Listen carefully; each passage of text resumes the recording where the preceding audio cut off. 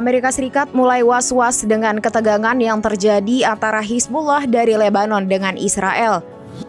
Oleh karena itu, Amerika Serikat kini mengerahkan kapal perang amfibi Amerika USS Webbs ke Laut Mediterania. Dengan kapal tersebut, Amerika Serikat berencana mengevakuasi warga sipilnya dari Lebanon karena khawatir perang Israel-Hizbullah pecah.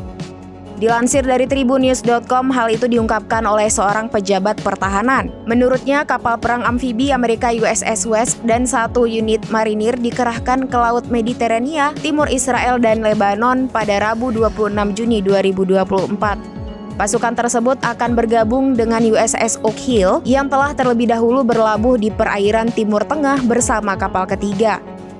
Pejabat tersebut mengatakan bahwa pasukan khusus tersebut akan ditugaskan untuk mengevakuasi warga sipil Amerika Serikat dari Lebanon. Sebab Amerika Serikat kini was-was jika perang antara Israel dan Hizbullah pecah. Diketahui kapal USS Webbs ini merupakan salah satu kapal perang canggih Amerika Serikat. Kapal tersebut bahkan dapat mengerahkan jet tempur siluman F-35 jarak jauh jika diperlukan. Bersamaan dengan unit ekspedisi marinir, kehadiran Amerika di sana dirancang untuk bertindak sebagai pencegah meningkatnya ketegangan di kawasan.